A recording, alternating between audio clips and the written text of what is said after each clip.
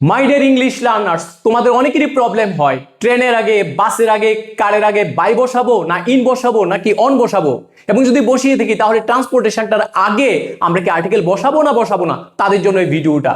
আমাদের মনে রাখতে হবে, যখন আমরা কাউকে বলতে চাইছি যে তুমি কিভাবে স্কুলে যাও, কিভাবে তুমি অফিসে যাও, কিভাবে ট্রাভেল করো, তোমাকে যখন মেথডটা জিজ্ঞেস করব, তখন যখন আমরা সেই ট্রান্সপোর্ট লিখবো তার আগে একটা বাই লিখতে হবে, এবং এই যে প্রেপোজিশন বাইটা এবং যে একটা ট্রান্সপোর্টেশন থাকবে তার মাঝখানে কিন্তু কোনো রকমে এ এন্ড দি আর্টিকেল বসানো যাবে না। যেমন আমরা যদি বলি যে by bus, by train, by car, by bicycle, I go to school by bus, এখানে কিন্তু বাসের আগে কোনো রকমের আর্টিকেল বসানো যাবে না। আর সেকেন্ড পয়েন্টটা হলো, যখন আমরা কোনো ট্রান্সপোর্টের ভেতরে আছি, ট্রেনের ভেতরে আছি, বাসের ভেতরে আছি, কারের ভেতরে আছি, আমরা ট্রাভেল করছি, রাইট নাও এখন আমরা ওই ট্রান্সপোর্টের ভেতরে আছি, তখন অন বসতে পারে, ইনও বসতে পারে। মনে রাখতে হবে, যখন কোনো একটা লার্জ ট্রান্সপোর্ট বা পাবলিক ট্রান্সপোর্ট থাকবে তখন তার আগে কিন্তু অবশ্যই অন বসবে। এবং আমরা বলতেই পারি, যদি আমরা দাঁড়াতে পারি এবং হাঁটতে পারি যে সমস্ত ট্রান্সপোর্টগুলি, ওইগুলির আগে কিন্তু আর্টিকেল অন বসবে। যেমন আমরা যদি বলি যে on a bus, on a train, on a plane, on a bike, on a bicycle. Next important, I am on the bus, he is on a bike. এবার ইন কোথায় বসবে? তাহলে ইন যখন স্মল বা প্রাইভেট ভেহিকেল থাকবে তখন কিন্তু আমাদের ইন লিখতে হবে। যেমন in a car, in a taxi, in a van. আমাদের খুব কষ্ট করে আমরা যখন বলি যে ক্রাউচ করে, দ্যাট মিনস আমরা ব্যান্ড করতে হবে আমাদের বডিটাকে ওই ট্রান্সপোর্টে ঢোকার জন্য, তখন কিন্তু আমাদের অবশ্যই ইন লিখতে হবে। এবার আরেকটা জিনিস মনে রাখতে হবে, যখন আমরা যদি বলতে চাই যে বাসের ভেতর কতজন লোক আছে, এই ক্ষেত্রে কিন্তু অন লিখবো না, আমরা কিন্তু ইন লিখবো। তখন বলবো দেয়ার আর 50 people in the bus.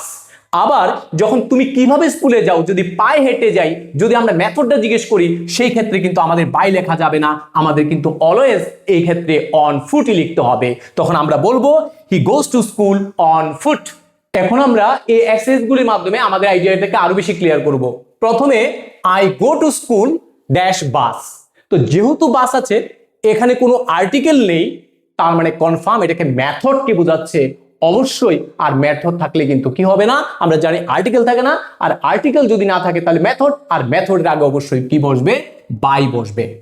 Next যেটা, যে she is sitting dash the car. The কারের আগে কিন্তু দা আছে, তার মানে মেথডকে বোঝাচ্ছে না, সে ওই কোনো একটা ট্রান্সপোর্টের ভেতরেই সে আছে, আর তার জন্য হয়তো বা অন হবে নাহলে ইন হবে। যেহেতু কারের মধ্যে কিন্তু আমাদের কি করতে হয়? ব্যান্ড করে ঢুকতে হয়, খুব কষ্ট করে আমাদের সিটটা নিতে হয়, এই জন্য কিন্তু এটা যেহেতু এটা প্রাইভেট ট্রান্সপোর্ট, আর তার জন্য কিন্তু এখানে ইন হবে। আর যে 3 নম্বরটা দেখবো আমরা, দে ট্রাভেল ড্যাশ ট্রেন। তো ট্রেনের আগে কিন্তু কোনো আর্টিকেল নেই, তার মানে মেথডকে বোঝাচ্ছে, আর মেথড যদি হয় তখন অবশ্যই বাই বসবে। We went to Agartala dash car. কারের আগে কিন্তু কোনো আর্টিকেল নেই, তার মানে মেথডকে বোঝাচ্ছে, অবশ্যই বাই বসবে। এখন কিন্তু দা আছে, আর্টিকেল আছে ভ্যানের আগে, তাহলে কিন্তু অবশ্যই অন বা ইন বসাতে হবে। যেহেতু ভ্যান আমরা মুভমেন্ট সহজে করতে পারি না, আমরা হাঁটতে পারি না, তার জন্য খুব কষ্ট করে করতে হয়, এবং প্রাইভেট ট্রান্সপোর্ট এটা, তার জন্য আমাদের এখানে ইন বসবে। নেক্সট, এখানে বাইক আছে, বাইক দিয়ে সে অফিসে যায়, তার মানে মেথডকে বোঝাচ্ছে, কারণ এখানে কোনো আর্টিকেল নেই, তাহলে অবশ্যই এখানে বাই বসবে। নেক্সট যেটা, he is dash a taxi. A আছে, তার মানে সে কিন্তু ওই ট্রান্সপোর্টের ভেতরেই আছে, এবং যেহেতু আছে সেহেতু মেথডকে বোঝাবে না, এখানে অন বা ইন বসবে।